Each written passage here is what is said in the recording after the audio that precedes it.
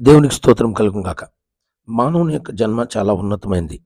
దేవుడే మానవుని సృష్టించి తనతో సహవాసం చేయాలని కోరుకున్నాడు. ఎప్పుడు కూడా ఆయనతోనే ఉండాలని వారి కోసం ఏదైనా తోటను సిద్ధపరిచి, బాధ లేని, భయం లేని, దుఃఖం లేని, ఆకలి లేని ఒక సంతోషమైన ఒక తోటను ఆయన సిద్ధపరిచాడు. నిరంతరము వారితో ఉండాలని కోరుకున్నాడు. కానీ ఎప్పుడైతే మానవుడు దేవుని యొక్క మాట కాదన్నాడు, వాళ్ళకి ఒక పరీక్ష పెట్టాడు ప్రభువు. ఆ చెట్లలో ఒక పండును తినొద్దని. కానీ సాతాను యొక్క ప్రేరేపణతో వాళ్ళు తినేశారు. పాపం చేశారు. ఎప్పుడైతే పాపము వచ్చిందో, పాపము యొక్క ప్రభావము చెట్టు చాటుకెళ్ళారు. చెట్టు చాటున దాక్కున్నారు. ఆలోచించండి, దాక్కోవడం ఎంత భయంకరమైన విషయం. భయం అనేది దాక్కునేటట్లు మనిషిని మార్చిద్ది. ఈరోజు దొంగను చూసి భయపడుతున్నారు. ఈరోజు అప్పులోళ్ళను చూసి భయపడుతున్నారు. ఈరోజు మనుషులను చూసి భయపడి దాక్కుంటున్నారు. ప్రజలు ఎక్కడ చూసినా దాక్కోవటం, దాక్కోవటం, దాక్కోవటం ఎక్కువైపోయింది. ఈరోజు నేను అడుగుతున్నాను, నువ్వు దాగి ఉన్న పరిస్థితిలో ఉన్నావా? ఆలోచించండి ప్రియ దేవుని బిడ్డలారా. గిద్యోను గానుగ చాటున దాక్కున్నాడు. మన పిల్లలు దాక్కుంటే మనం వెళ్ళి పిలుస్తాం. బాబు ఎక్కడున్నావు? రా నాన్న, బయటికి రా, బయటికి రా అని పిలుస్తాం. అట్లాగే ప్రభు దాక్కున్న మానవుడి యొక్క భయం తీసేయడానికి ప్రభు వెళ్ళాడు. వెళ్ళి పిలుస్తుంటే, అయ్యా నేను పాపం చేసినప్పుడు, నేను నీ ఎదుట పాపం చేసినప్పుడు నేను దిగంబరినై ఉన్నాను కాబట్టి నేను దాక్కున్నానంటే, నువ్వు దిగంబరు అని నీకు ఎట్లా తెలిసింది? నేను తినొద్దన్నప్పుడు తిన్నావా? తిన్నప్పుడు వాళ్ళు ఏం చేశారో తెలుసా? వాళ్ళ దిగంబరి అని తెలుసుకొని ఆకులతో చేసుకున్న కచ్చడాలని అవి వేసుకున్నారు. మనిషి చేసుకున్న వస్త్రాలు చూసారా? మనిషి అంజూరపు ఆకులతో వాళ్ళు శరీరాన్ని కప్పుకున్నారు. ఆలోచించండి ప్రియ దేవుని బిడ్డలారా. ఆకులతో ఎంతకాలం ఉంటాయండి? ఆకులతో చేసుకున్న వస్త్రాలు తాత్కాలికమైనవి. ఆకులతో చేసుకున్న వస్త్రాలు ఎండిపోయాయి. ఆకులతో చేసుకున్న వస్త్రాలు కుళ్ళిపోతాయి. ఆలోచించండి, మానవుడు చేసుకున్న ప్రతిదీ తాత్కాలికమైనదే. మానవుడు చేసుకున్న ప్రతిదీ ఎండిపోయేదే. మానవుడు చేసుకున్న ప్రతిదీ కుళ్ళిపోయేదే. అందుకే నీ ఇష్టానుసారమైన జీవితం, నువ్వు ఇష్ట ప్రకారం తీర్మానం, నీ ఇష్ట ప్రకారం నిర్మాణం లేదా నీ ఇష్టానుసారమైన ఆలోచనలు నీకు తగవు. కానీ దేవుడు ఏం చేశాడో తెలుసా? ఆదికాండం 3వ అధ్యాయం 21వ వచనంలో చర్మపు చొక్కాలను తీసుకొచ్చి చర్మపు వస్త్రాలని వారికి తగిలించాడు. వారికి వేశాడు. ఇంగ్లీష్‌లో వాక్యం సెలవిస్తుంది.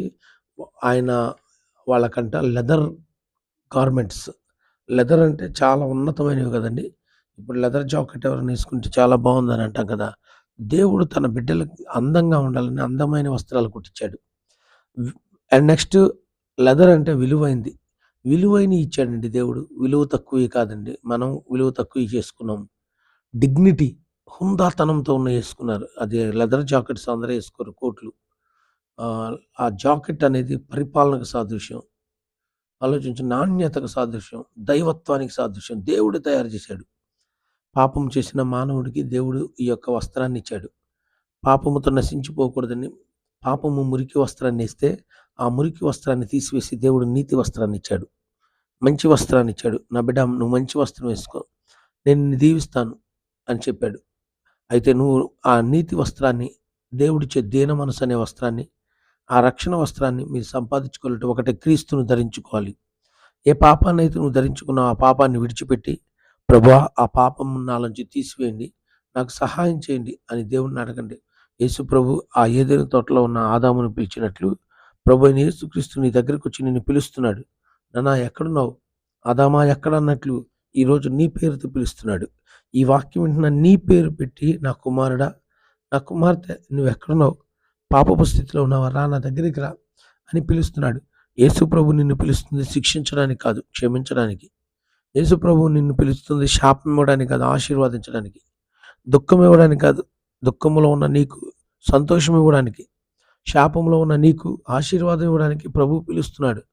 శాపగ్రస్తమైనది తీసివేసి రక్షణ వస్త్రంతో యేసుక్రీస్తుని ధరించుకొని యేసుక్రీస్తు చిత్త ప్రకారం జీవించడానికి పరిగెత్తుకుంటారా. మేడి చెట్టు ఎక్కిన వ్యక్తిని పిలిచి, అది కాదు నీ చెట్టు, నువ్వు రా నా దగ్గరికి అని పిలిచి అతనికి రక్షణ వస్త్రాన్ని ఇచ్చాడు. లోకాసువార్త 19వ అధ్యాయంలో. అద్భుతమైన జీవితం కదా! ఆదాము యేసయ్య దగ్గరికి వచ్చాడు. జక్కయ్య యేసయ్య దగ్గరికి వచ్చాడు. ప్రభు ఎందుకు నిన్ను ఎన్నుకున్నాడు? ఆయనని దీవించటానికే నిన్ను ఎన్నుకున్నాడు. నిన్ను పిలుస్తున్నాడు. రా నా దగ్గరికి రా. చెట్టు దగ్గరున్నా, చెట్టు కిందున్నా, చెట్టు పైనున్నా, రా నా దగ్గరికి, నేను నీకు విశ్రాంతినిస్తాను అన్నాడు. యోహాను సువార్త 1:48లో. చెట్టు కింద ఉన్న వ్యక్తిని దేవుడు పేరు పెట్టి పిలిచాడు. అయ్యా నీ పేరు నాకు తెలుసు, నువ్వు చెట్టు కింద ఉన్నప్పుడే నేను చూశానయ్యా అని పిలిచాడు. ఈరోజు నేను పిలుస్తున్నాడు. వస్తావు ప్రభు దగ్గరికి, నీ స్థితిని ప్రభువు మార్చేస్తాడు. ఆయన రక్షణ వస్త్రాన్ని ధరించి, ఆయన ఇచ్చే అమూల్యమైన వస్త్రాలను వేసుకొని పాపపు వస్త్రాన్ని, మురికి వస్త్రాన్ని తీసేసుకుందాం. మనశ్శాంతితో బతుకుదాం. ప్రార్థన చేద్దాం. మహాపరిశుద్ధుడా, ఆదాముని పిలిచావు, ఆదాముకి కృప చూపించారు. జక్కయ్యని పిలిచావు, జక్కయ్యకి కృప చూపించావు తండ్రి. నువ్వెంతైనా నమ్మదగిన దేవుడు నాయన. నువ్వు మనిషికి ఆశీర్వాదం ఇవ్వడానికే పిలిచావు. ఈరోజు ఈ వాక్యం విన్న ప్రతి బిడ్డని మీరు ఆశీర్వదించు. నతనీయేలుని పిలిచావు, నతనీయేలుని పిలిచి ప్రభా అతన్ని ఆశీర్వదించావు. నజరేతులో నుండి ఏదైనా మంచిది రాగలదా అన్నాడు. గొప్ప ఆశీర్వాదాన్ని తీసుకొచ్చావు. ఆశీర్వాదం పేరు యేసుక్రీస్తు. ఆ ఆశీర్వాదం అందరికీ దయచేసి ఈ కుటుంబాలని సమాధానంతో నింపమని యేసయ్య ప్రేమ కలిగిన నామంలో ప్రార్థించి స్తుతించి వేడుకొనుచున్నాము తండ్రి. ఆమెన్. ప్రియదేవుని బిడ్డలారా, ఈ వాక్యాన్ని అందరికీ షేర్ చేయండి. దేవుడు మిమ్మల్ని దీవించి